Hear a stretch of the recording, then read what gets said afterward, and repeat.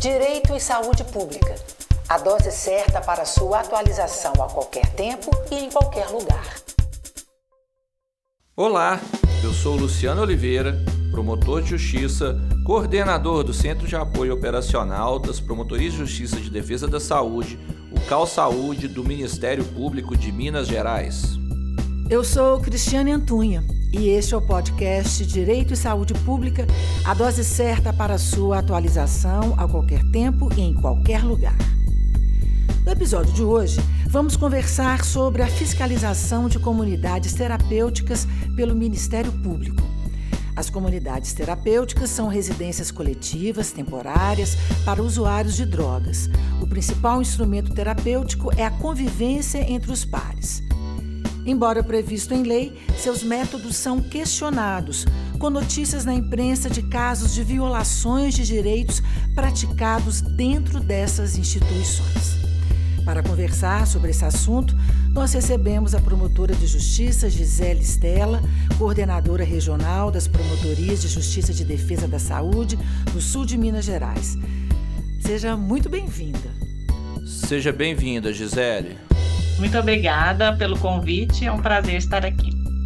Doutor Luciano, as comunidades terapêuticas têm a sua atividade prevista em lei, como eu disse na abertura. Mas o trabalho delas é muito controverso, né? Então vamos explicar com mais informações o que são as comunidades terapêuticas e qual é o seu papel? Bem, Cris, a verdade é essa mesmo.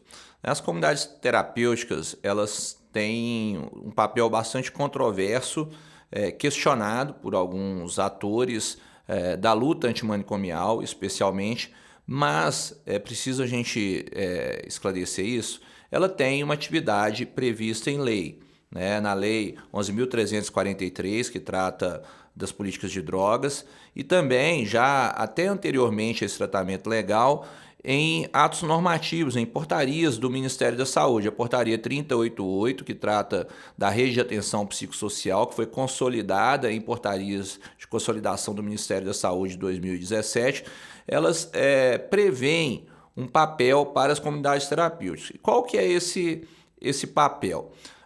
Dentro da rede de atenção psicossocial, né, que é uma política do SUS, que busca disponibilizar cuidados para as pessoas com transtornos mentais e com necessidades decorrentes de álcool e outras drogas, nós temos vários pontos de atenção. Nós temos a atenção de urgência e emergência, que depende do SAMU, das portas de urgência e emergência, como UPAs e pronto-socorros.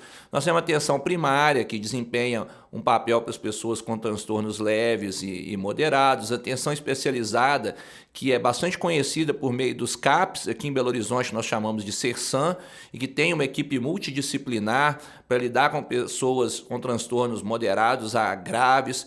Os CAPs e CERSAMs têm diversas modalidades, então você tem alguns que são especializados em criança e adolescente, outros que são especializados em pessoas com necessidades decorrentes de álcool e outras drogas.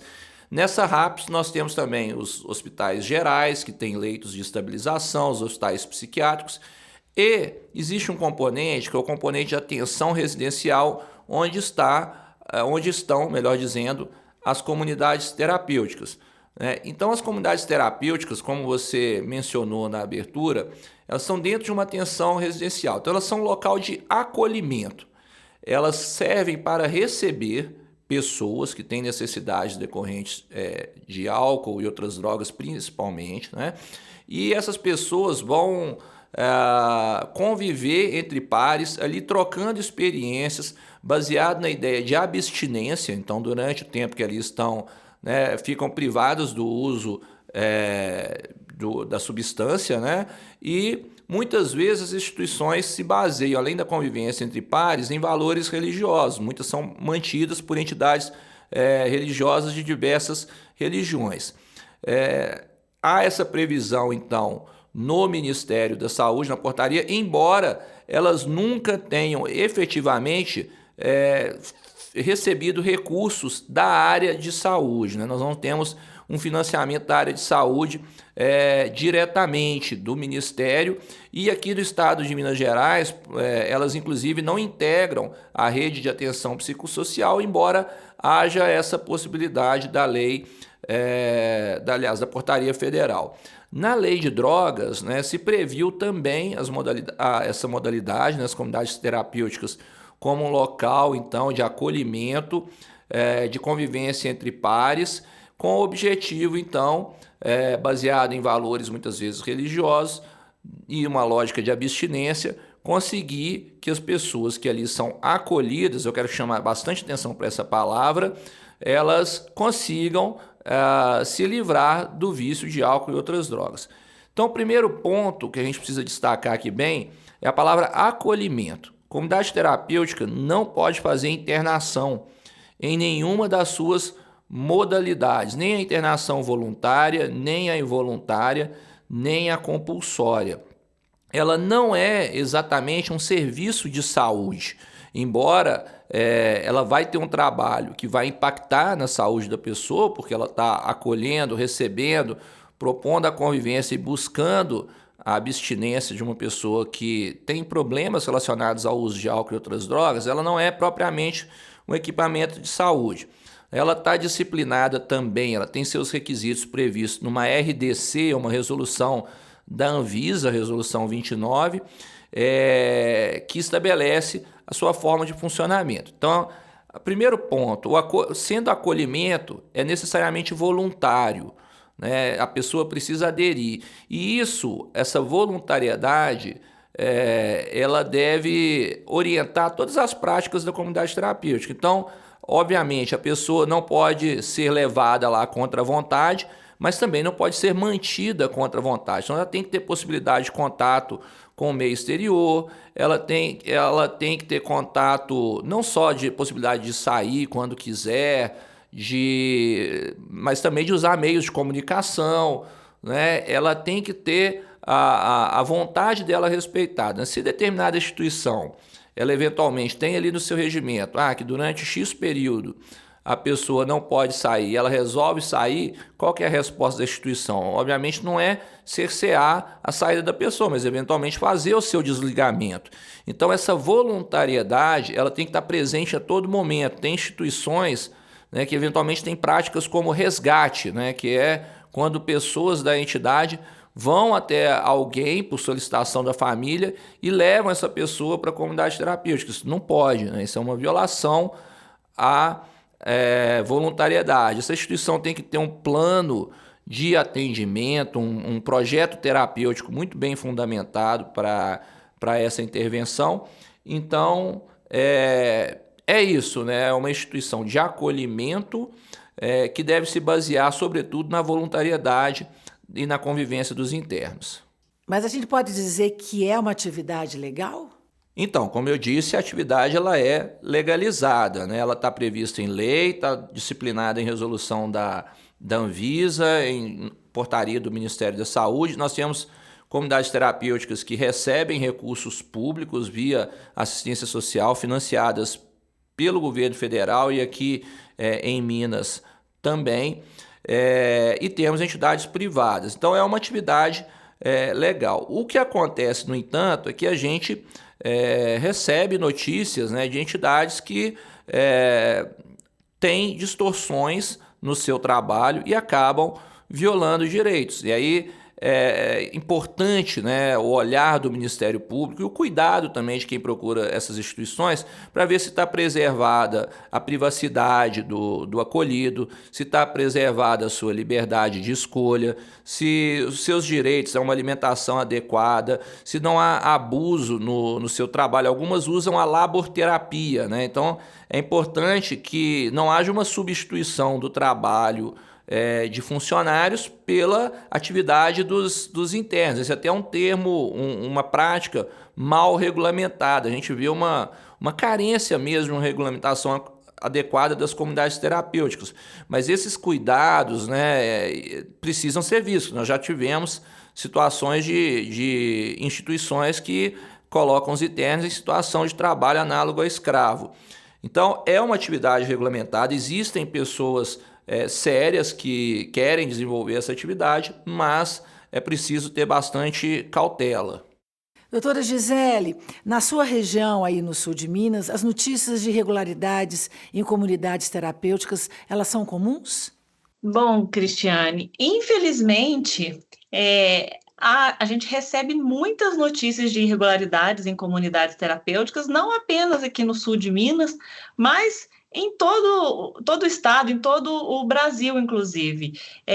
Eu verifiquei um relatório de fiscalização de comunidades terapêuticas, né, do âmbito nacional, do ano 2017, foi o único que eu localizei, e nele nós vimos que em todas as comunidades terapêuticas foram encontradas algumas violações a direitos humanos. E isso, a gente entende também que os municípios mineiros possuem realidades muito diferentes.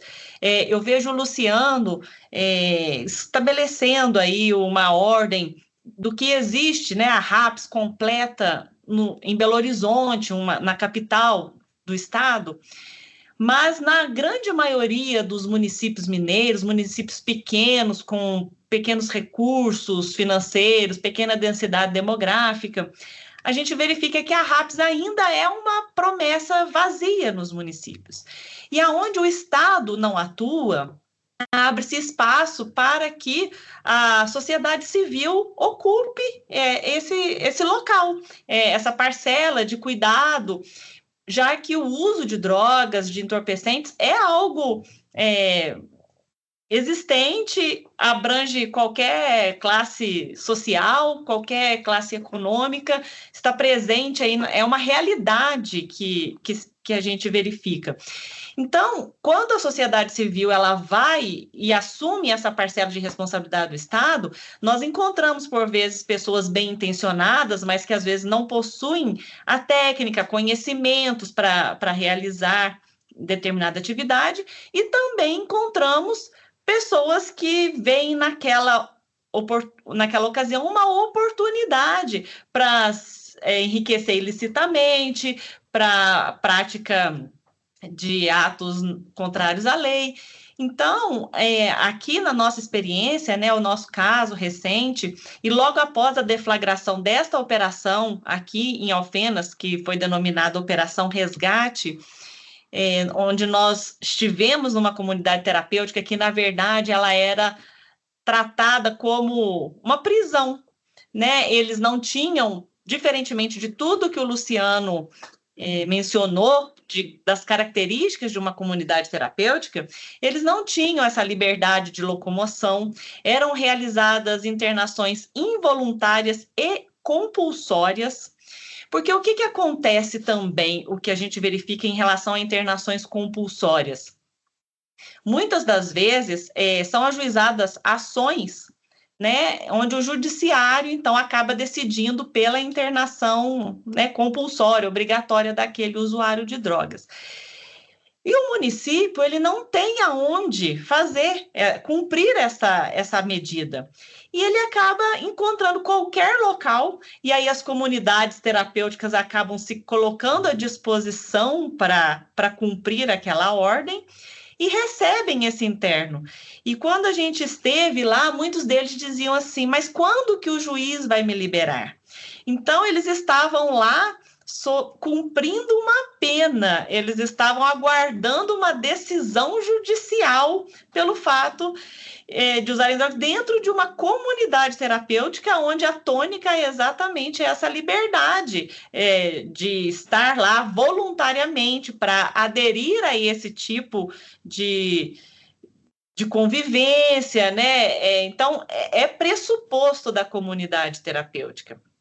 E muitas vezes, na prática, nós fiscalizamos, às vezes ajuizamos ações e não verificamos em quais lugares essas medidas estão sendo cumpridas. Então, isso é um papel que também o Ministério Público, quando autor de ações de internação, talvez compulsória, e a gente verifica que ainda existem muito em razão dessa deficiência da RAPS, é preciso também depois fazer essa verificação para onde essas pessoas estão sendo encaminhadas, né? Porque aqui, quando nós acabamos fechando esta comunidade terapêutica, nós tivemos que comunicar juízos de diversos lugares para que eles viessem buscar os seus internos, que não eram pessoas apenas da cidade que estavam ali. Doutor Luciano, é função do MP fiscalizar essas comunidades terapêuticas? Sim, o Ministério Público ele fiscaliza ou quando recebe denúncias, como foi o caso da doutora Gisele lá em Alfenas, e também, né, nós temos ações de fiscalização organizadas, né? A Gisele mencionou o relatório de 2017, foi uma ação coordenada pela Procuradoria Federal de Direitos Cidadãos, né, que é órgão do MPF, e aqui em Minas, no ano passado, nós tivemos uma experiência de promover a fiscalização nas comunidades terapêuticas que recebem recursos estaduais, e aí, né, vimos que há uma lacuna na regulamentação, as situações precisam ser melhor regulamentadas, a fiscalização precisa estar mais perto, e algumas irregularidades foram encontradas, algumas instituições foram interditadas pela vigilância, outras com irregularidades que podem ser corrigidas e outras que estavam funcionando legalmente. Então, o Ministério Público fiscaliza, né, com iniciativas próprias ou, e na maioria das vezes, quando recebe denúncias. Doutora Gisele, gostaria que a senhora explicasse para a gente, contasse para a gente sobre esse caso, né, que aconteceu em Alfenas, onde foram encontradas muitas irregularidades em uma comunidade terapêutica, várias pessoas foram denunciadas. O que aconteceu? Então, aqui já começa, é um caso peculiar, porque o município de Alfenas, através da Secretaria de Saúde, ao invés de estruturar a sua RAPS, ele entendeu por bem fazer um chamamento público para credenciar uma comunidade terapêutica, onde ela iria realizar essas internações involuntárias, voluntárias, e acabou recebendo compulsórias. Então, existia um termo de colaboração firmado com o Executivo, ela recebia recursos públicos, e na ordem do ano de 2018 até meados de 2023, onde nós restringimos essa investigação, ela recebeu mais de 17 milhões de recursos públicos para realizar este tratamento de dependência. Então, ela já foi desvirtuada na sua função ali. E muito embora estivesse recebendo todo esse recurso público que poderia ter sido utilizado para uma reestruturação da RAPS, nós verificamos que a condição das pessoas que lá estavam era completamente deficitária. Nós fizemos essa fiscalização do Ministério Público nessa instituição e nessa ocasião nós verificamos assim uma precariedade imensa nas instalações físicas, má qualidade de alimentação, a existência de grades, né? Eles permaneciam trancados nos seus quartos, não tinha acesso a nenhuma comunicação externa, familiares eram impedidos de ter contato com eles, ou seja, era uma verdadeira prisão mesmo que eles se encontravam. E a partir disso, então, verificando essa quantidade de recursos públicos que para lá eram destinados, a realidade deveria, pelo menos fisicamente, estruturalmente, o que eles ofereciam, porque também não existiam profissionais, não existia ninguém. Eram os próprios internos lá, outros ex-aditos, que cuidavam uns dos outros, e o município sempre em dia com os pagamentos, sem nenhuma fiscalização também do município, porque para eles a questão estaria resolvida. E aí, quando nós fomos verificar toda essa situação, nós verificamos assim, um desvio de dinheiro público para os próprios dirigentes desta organização, né, da sociedade civil, e onde houve esse desvio de mais de 8 milhões de reais foram verificados em desvios para contas pessoais deles, desses 17 milhões encaminhados. Então, houve cumprimentos de mandados de busca e apreensão, pedidos de prisão preventiva, eles, inclusive, se encontram presos. Toda a família deles era utilizada para a lavagem desse dinheiro, então eles estão denunciados já por crimes de peculato, de organização criminosa, corrupção ativa e passiva, lavagem de dinheiro, e a comunidade ela foi fechada, né? E recentemente nós vimos aqui também na cidade de Machado, que é vizinha daqui, também houve uma operação lá por parte do Ministério Público, onde situações muito parecidas, inclusive também com convênio com a prefeitura e desvio de dinheiro, foi verificado. Doutor Luciano, o que pode ser feito, então, para melhorar a atuação das comunidades? Porque esse quadro que a doutora Gisele disse é terrível, é muito triste e um absurdo, né? Primeiro ponto, eu penso assim, nós temos uma política pública bastante estabelecida de cuidado de pessoa com transtornos mentais, que é a RAPS, né, a Rede de Atenção Psicossocial que eu mencionei no início. Então, primeiro ponto é investir na RAPS, né, para que as pessoas tenham cuidado adequado na rede oficial que se baseia, né, no cuidado comunitário, em equipes multidisciplinares, atenção extra-hospitalar, né, então no convívio comunitário. Esse é o primeiro ponto essencial, porque como a Gisele colocou, más instituições se aproveitam das lacunas do poder público, de famílias desesperadas com os problemas com seus familiares, para proliferarem.